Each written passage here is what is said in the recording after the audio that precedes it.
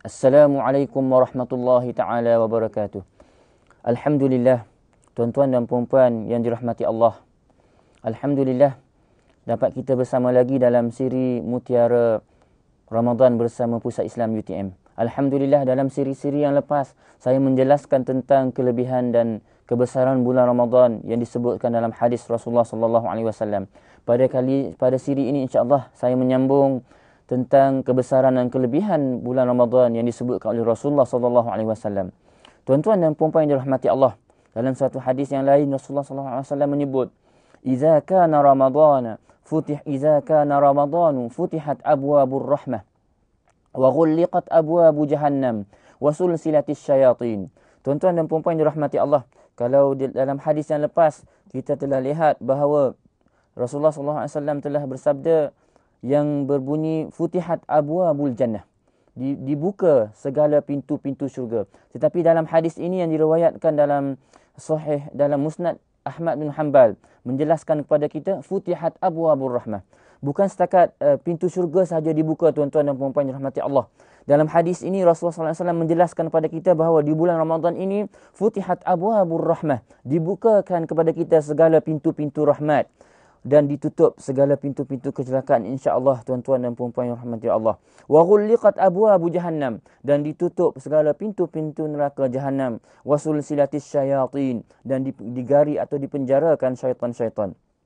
Tuan-tuan dan puan-puan yang dirahmati Allah, kelebihan bulan Ramadan, Rasulullah sallallahu alaihi wasallam telah menyebutkan dalam satu hadis yang lain yang diriwayatkan dalam Sunan An-Nasa'i, yang Rasulullah sallallahu alaihi wasallam menyebut, "Innallaha tabaraka wa ta'ala farada shama ramadana alaikum," yang bermaksud sesungguhnya Allah Subhanahu wa taala telah memfardukan puasa Ramadan ke atas kamu. Wa sanantu lakum qiyamahu, dan mendirikan amalan-amalan di bulan Ramadan, amalan-amalan lain sebagai sunat. Man shamahu imanan wa ihtisaban, sesiapa yang berpuasa di kalangan kita orang-orang Islam, muslimin dan muslimat yang dirahmati Allah, imanan, dengan penuh keimanan, dengan penuh keinsafan. Dalam riwayat yang lain disebutkan man qama ramadana imanan, sesiapa yang menghidupkan, yang dalam hadis ini menyebutkan sesiapa yang berpuasa imanan wa ihtisaban, dengan sesungguh-sungguhnya, dengan keikhlasan yang sejitu-jitunya, kharaja min zunubihi, yang mana Allah Subhanahu wa taala akan keluarkan dosa-dosanya, kayaumi waladathu ummuh, akan diampunkan dosa-dosanya seperti mana di hari yang pertama ia dilahirkan ke dunia.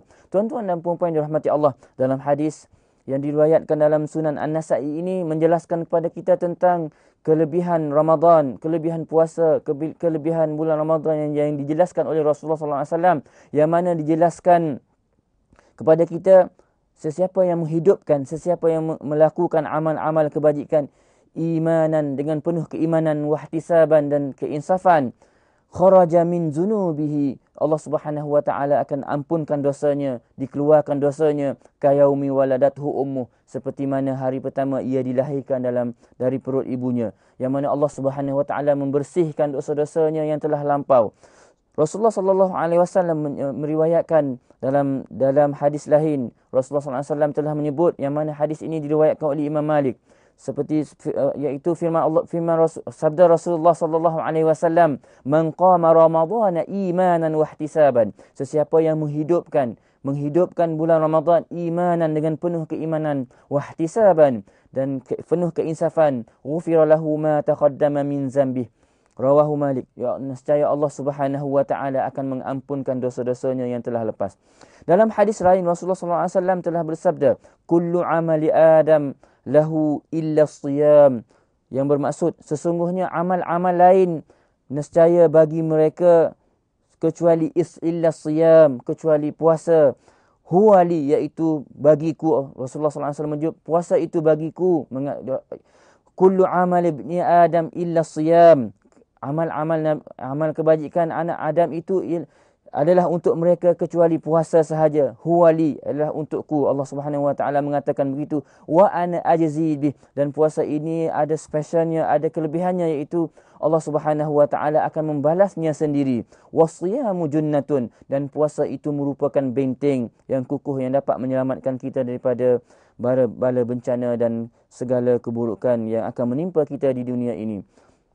Tuan-tuan dan puan-puan yang dirahmati Allah, yang mana jelas dalam hadis yang telah saya bacakan tadi, Rasulullah SAW memberi gambaran kepada kita bahawa puasa yang sempurna, puasa yang penuh keinsafan dan keikhlasan, nescaya Allah Subhanahu Wa Taala akan ampunkan dosa-dosa kita seperti mana kita dilahirkan pada hari pertama kita dilahirkan ke dunia ini. Putih bersih, bak kain putih yang tidak ada sebarang calitan, sebarang kekotoran. Tuan-tuan dan puan-puan yang dirahmati Allah, Rasulullah SAW gambarkan kepada kita juga dalam hadis yang disebutkan tadi sebagai puasa itu special. Allah Subhanahu Wa Taala yang membalasnya. Allah Subhanahu Wa Taala yang akan membalasnya sendiri berbanding dengan amalan-amalan lain. Jadi tuan-tuan dan puan-puan yang dirahmati Allah, setakat itu saja tuan-tuan dan puan-puan yang dirahmati Allah untuk siri yang kali ini tentang Mutiara Ramadan bersama Pusat Islam. InsyaAllah tuan-tuan dan puan-puan, siri-siri yang berikutnya akan disambung oleh rakan-rakan seperjuangan saya. Aqulu qawli hadza. Assalamualaikum warahmatullahi taala wabarakatuh.